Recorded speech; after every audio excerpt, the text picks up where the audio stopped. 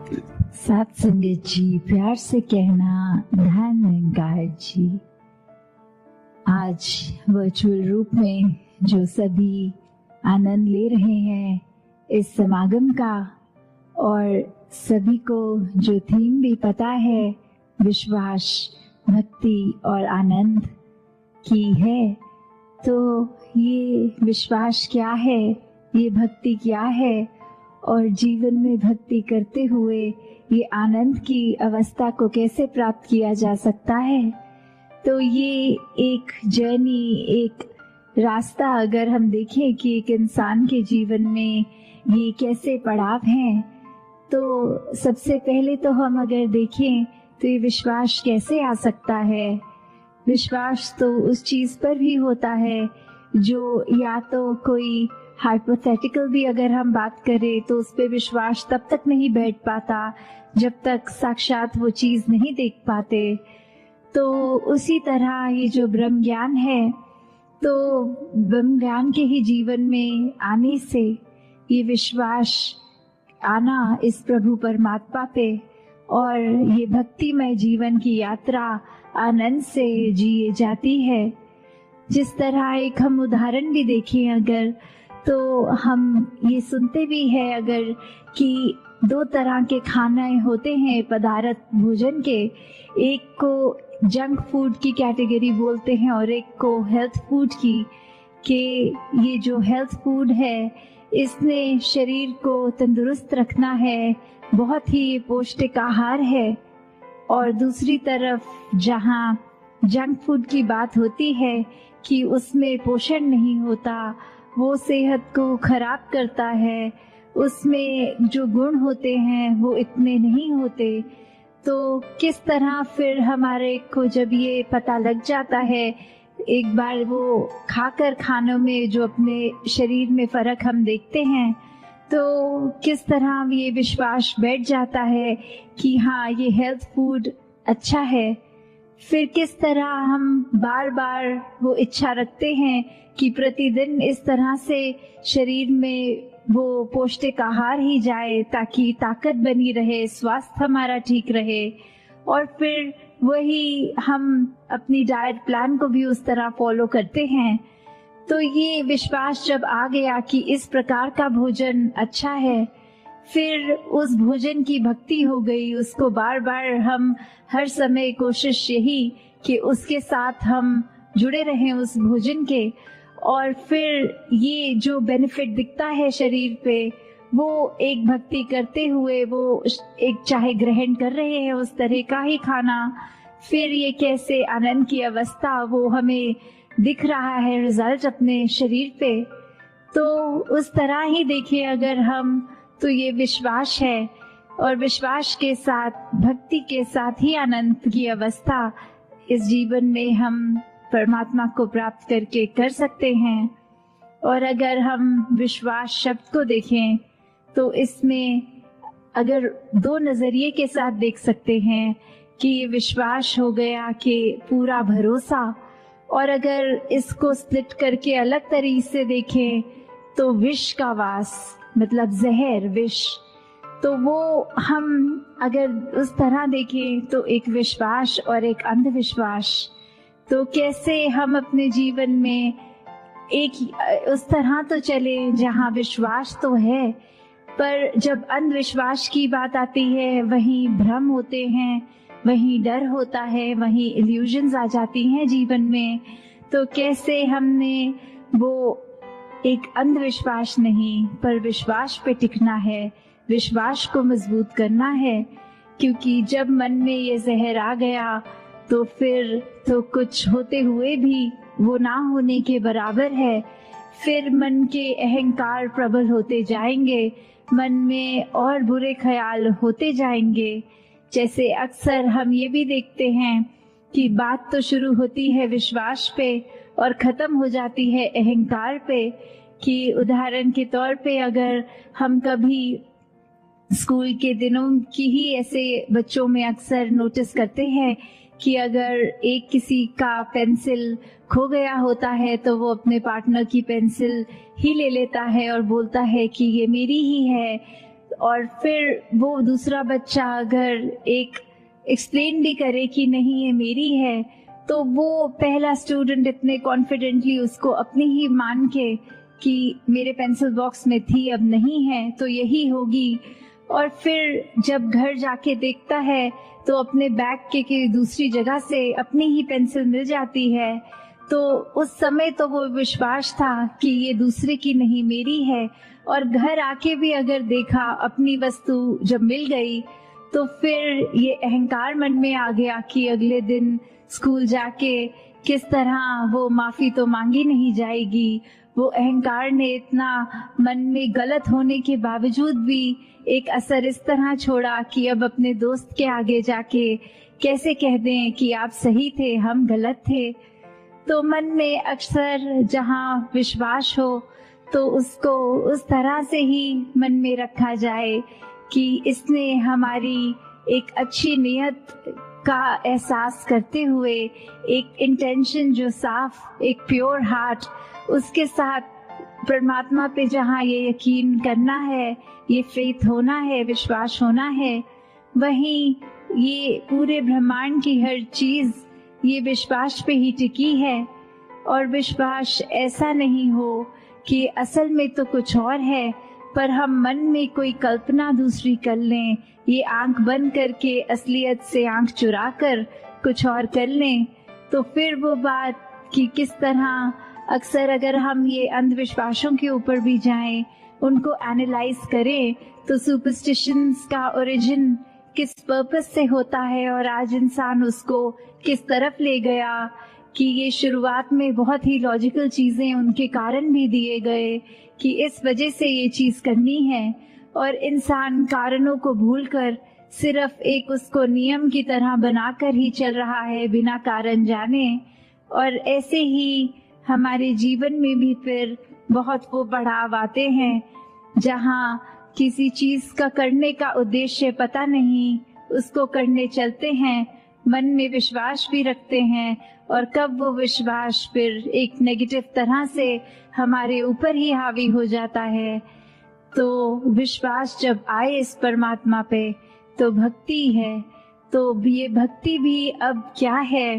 भक्ति कुछ ऐसी नहीं करनी कि पूरे ही आसपास के वातावरण, व्यक्ति या किसी और चीज से अपने आप को काट लेना है, कहीं अपने आप को कमरे में बंद करके अपने नेचर को सही करना है, अपनी लगन को पक्का करना है।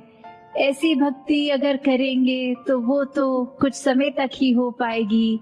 पर भक्ति तो वो होनी चाहिए जो हर श्वास में होती है, और हर श्वास में भक्ति अगर है तो हमें अपनी लाइफ की एक्चुअल सिचुएशन से भागना नहीं है, वो तो जिस प्रकार की है उसमें रहते हुए भक्ति करनी है। और जब ये करना आ जाता है तो आनंद भी इस जीवन में साथ ही उतर जाता है। फिर वो वेट नहीं करनी पड़ती कि भक्ति की हम सीढ़ी चढ़ रहे हैं और उसके बाद एज अ रिजल्ट आनंद आएगा। नहीं, वो भक्ति करते हुए, वो हर पल सांस लेते हुए, वो आनंदित होकर ही वो हर सांस का एहसास इस परमात्मा से जुड़ के होगा। तो हमें कैसे अगर देखें भी कि एक विश्वास की बात जब आती है, अक्सर इंसानों में भी देखा जाए तो वो ओत प्रोत मामला होता है, सिर्फ एक तरफ से विश्वास और दूसरी तरफ से नहीं। तो उससे भी एक ये पता लग जाता है कि अगर हम एग्जाम्पल देखें कि एक क्लास चल रही है, उस क्लास में टीचर हर स्टूडेंट को एक ही सबक एक जैसी एक्सप्लेनेशन के साथ समझाते हुए फिर भी जब कुछ समय बीतता है तो एक टेस्ट का टाइम आता है। और वो टेस्ट क्यों? वो टेस्ट इसी का प्रमाण, विश्वास का, कि जितनी शिद्दत से वो टीचर ने स्टूडेंट्स को पढ़ाया, क्या उसी तरह वो स्टूडेंट्स भी परीक्षा में पास हो रहे हैं? वो टीचर के ऊपर, जो टीचर ने स्टूडेंट्स पे विश्वास किया, वही सबक को एक सच्चाई मान के क्या स्टूडेंट्स भी वो रेसिप्रोकेट कर रहे हैं? और अगर इसको दूसरे नजरिए से भी देखे जाएं तो शायद टीचर्स को पहले ही पता होता है कि कौन सा स्टूडेंट अच्छी तरह परफॉर्म करेगा और कौन नहीं करेगा। तो वहाँ बात ये विश्वास ना होने की भी आती है कि अगर विश्वास पता है एक किसी बालक पे नहीं है तो वो क्यों नहीं है, क्योंकि टीचर को हमेशा पता है वो क्लास में अटेंटिव नहीं है, वो अपनी असाइनमेंट्स ठीक समय पे सबमिट नहीं कर रहे, वो रुचि एक पढ़ाई की तरफ है ही नहीं। तो उससे एक एंटिसिपेशन एक टीचर की भी बन जाती है कि चाहे अपनी तरफ से तो एक जैसा एक समान ही हर एक को सबक दिया, पर कैसे हर एक ने उसको परसीव अपनी अपनी सहूलत से, अपनी अपनी इंटेंशन से, अपने एक क्षमता के अनुसार करा है। तो उसी प्रकार अगर हम ये देखें कि ये परमात्मा तो हमें इतना हर पल दयाल होके सब कुछ देता जा रहा है, हर पल में इतनी रहमतें हैं, तो हम उसको किस तरह वो रहमतों को अपने अंदर सोख कर रहे हैं, अपने अंदर वो बसने दे रहे हैं। दासी ने एक जगह कहीं पढ़ा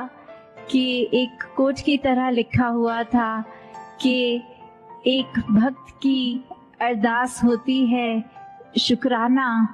और तुम्हारी शिकायत, कि अगर हम एक भक्त को देखें कि किस तरह भक्त ने तो हर श्वास में अगर अरदास भी करनी है परमात्मा से तो इस तरह ही करनी है कि जो है बहुत अच्छा है, बहुत अच्छा किया है। और उस यही पैरामीटर होता है कि पहचानने का, चाहे देखने में सब इंसान हैं पर अंदर भक्त कौन है। भक्त वही जो कभी परमात्मा को कोसता नहीं, भक्त वही जो कभी ये नहीं मानता कि परमात्मा ने कुछ भी अधूरा दिया है। भक्त हमेशा संतुष्ट होता है। भक्त ने तो हमेशा एक अपने आप को इस परमात्मा में उस तरह फ्लोट करते हुए एहसास करना है कि इसी के रंग में रंगे हैं, जिस रंग रखे वो ही रंग अच्छा। ये परमात्मा के हाथ हम कठपुतली समान हैं, चाहे हमारे अनुसार वो आबादी की तरफ हम सोच रहे हैं कि हम प्रफुल्लित हो रहे हैं या एक आबाद और बर्बाद वाली बात। तो किस तरह एक हम अगर सच्चे भक्त हैं तो फिर मन में ऐसा होगा ही नहीं कि कहीं परमात्मा को हम उस नजरिए से देखें कि कुछ एक जिस पे विश्वास टूटने वाली बात आए, क्योंकि ये विश्वास भी अगर टूट रहा है तो उसका कारण हम ही हैं। अक्सर हम ऐसे भी कर लेते हैं कि सोच लेते हैं कि क्यों ना परमात्मा का ही टेस्ट लिया जाए और अपनी सिचुएशन के अकॉर्डिंगली मन में ही धारणा बना लेते हैं कि यदि हम ये करेंगे और एज अ रिजल्ट ये होगा तो परमात्मा है, तो परमात्मा सच्चा है। जहाँ हम आस्था रखते हैं वो एक सच्चा दर है। पर अगर ऐसा नहीं तो उसी समय वो एक नास्तिक की अवस्था को अपना लेते हैं। तो कैसे एक हर बार हम जब ये सोचेंगे कि परमात्मा का हमने टेस्ट लेना है और परमात्मा ने हमारे अनुसार वो रिजल्ट्स देने हैं, तो हम खुद ही देख लें कि हम भक्ति से तो कोसों दूर हैं ही, पर साथ में किस तरह हम अपने ऊपर भी वो विश्वास अभी नहीं कर पा रहे। हम एक ब्रॉडर पर्सपेक्टिव देख ही नहीं पा रहे। हम अपने छोटे वो तंग दिल्ली में ही फंसे हुए हैं। तो आनंद की अवस्था से तो हम अभी बहुत ही दूर हैं। मन में हमारे कुछ भी हो, अगर हम एक उसकी बात करते हैं कि कोई खाली जगह जब हम देखें और एक भरपूर जगह के जीवन में हमारे अंदर कितनी अच्छाइयाँ या एक सामने वाले की कितनी ही ज्यादा अच्छाइयाँ दिख रही हैं, पर अपने जीवन में एक चीज की इच्छा जो हम रख रहे हैं और वो ही चीज अगर नहीं है तो हमारा नजरिया उस पे नहीं जाता कि क्या क्या है हमारे पास, पर उस पे जाता है कि क्या नहीं है। और फिर हम उसको एक माइक्रोस्कोप लेंस जो बोलते हैं कि इतने बारीकी से देखने लग जाते हैं कि जो कुछ है उसको नजरअंदाज कर देते हैं, जो नहीं है फिर नजदीक से तो हर चीज में कमी दिखी जाती है। फिर एक पूर्णता तो हमें दिखेगी नहीं, हमें अपने जीवन में लगेगा ही नहीं कि एक ये चीज ना होने की वजह से पूरा जीवन ही खराब लगता है। तो जहाँ अपनी हर वस्तु को जो दातार ने ये एक रहमत की तरह झोली में डाली है, अगर कुछ नहीं है तो उस पे ध्यान ना दें, क्योंकि अगर ध्यान देना ही है, एक बारीकी से कुछ टटोलना ही है, तो वो अपने अंदर अपने मन को बारीकी से देखा जाए कि किस तरह मन का तो इस दातार ने नेचर ऐसा बनाया था कि हम अपने अंदर झांके। मन इसलिए कि जो फील कर रहे हैं खुद अपने आप को कैसे ठीक करें, एक अपने मन से जो एहसास कर रहे हैं वो हमें अंदर से कितना मजबूत, कितना स्ट्रॉन्ग और कितना मुश्किल घड़ियों में भी किस तरह उसको हम पॉजिटिव रख सकें। पर मन ने कहीं ये माया के चक्कर में अपना नेचर ऐसा बना लिया है कि उसको बाहर की ओर देखने लग गए हैं हम औरों की तरफ, हम कमियों की तरफ। तो जहाँ मन का काम अंतर का एक अपना हमें दृष्टिकोण, एक नजरिया, हमारे अंदर क्या चल रहा है वो इंट्रोस्पेक्शन, उसके लिए काम आना था, पर वो हम दूसरों के लिए नफरत, निंदा और ऐसे अनेकों एक खराब सोच देकर मन में उससे हर दिन जब उपयोग कर रहे हैं मन का, तो फिर वो एक नेगेटिविटी की ओर, एक चंचलता, एक हर तरह का हम उसमें एक दोष डालते जा रहे हैं। तो कैसे अपने मन को जब हम साफ रखते हैं, और मन साफ रखने का सबसे आसान तरीका ये भक्ति में तो सेवा है, सिमरन है, सत्संग है, कि जब इस निरंकार से जुड़ गए हैं तो फिर ये आनंद अपने आप जीवन में उतरता है। हर पल मन बहुत ही शांत, बहुत ही स्थिर, सहज भाव में, एक जो कहते हैं कांस्टेंट ब्लिस जो है, एक खुशी, उस तरह एक कभी भी वो एक्सट्रीम निराशा की फीलिंग नहीं होती। तो कैसे हमने हमेशा अपने जीवन में जहाँ हर पल कोशिश करनी है कि इस परमात्मा पे ये विश्वास हमारा पूरा रहे, वहीं साथ ही साथ कैसे भक्ति को किया जाए और वाकई ही भक्ति क्या होती है उसको उसी नजरिए से किया जाए। भक्ति सिर्फ नकल नहीं है कि हमने देखा है पुरातन कैसे करते थे उसको एक रिपीट करना, नहीं। भक्ति हर एक की एक इंडिविजुअल जर्नी है,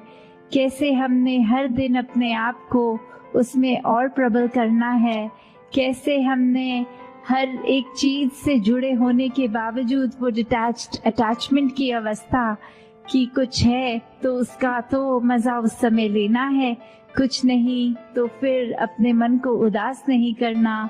कैसे वो इच्छाएं होनी मन में तो लाजमी है, पर वो इच्छाओं की पूर्ति ना होने से मन को फिर एक पतन की ओर ले जाना, एक मन पे बहुत बड़े बोझ बना के रखने। तो भक्ति तो फिर समर्पित होकर ही हो सकती है। जब इच्छाएं इतनी आ जाती हैं तो फिर भक्ति उस समय मजबूत नहीं रह पाती। अगर इच्छाएं पूरी ना हो तो भी अपने आप को हम एक पक्का कर ले कि इसका ना होना में भी बेहतरी ही है, तो फिर ही वाकई ही एक असल रूप में इंसान आनंद का एहसास कर सकता है। तो दातार हर एक पे कृपा करे, जो हर एक की इस समय एक अरदास भी है कि किस तरह से सत्संग रूप जो एक इतनी वास्ट हम मनाते थे समागम पे, हर कोई अपने घरों से चलकर फिजिकली गैदर होता था, और अब चाहे वर्चुअल रूप में इस तरह कर रहे हैं, पर भाव तो सबके वही, ये लगन इस निराकार से सबकी वही। और आगे के लिए अरदास कि हर कोई संतों के साक्षात दर्शन करके एक दूसरे की चरण रज लेकर उस रूप में ही ये समागम का त्योहार जो हर्षोल्लास का होता है, ये कैसे एक रूह का संबंध निरंकार से हर पल होता तो है, पर जब समागम पे सब आके इकट्ठे होते हैं तो फिर वो एक अंदर की जो खुशी इतनी ज्यादा प्रफुल्लित तो हर एक पे दातार यही कृपा करे, जहाँ हर कोई भक्ति भरा जीवन अपना एक स्ट्रॉन्ग करता जाए, वहीं फिर हर एक के लिए, संसार के लिए, सर्बत का भला, वो एक अरदास कि ये ह्यूमैनिटी एक साथ आगे बढ़े, एक सेल्फिश होके अपने आप को तंग दायरे में ना रखें, अपने मन में हमेशा अच्छे ख्याल रखें। तो दातार हर एक पे कृपा करे। साथ संगत जी, प्यार से कहना, धन निरंकार जी।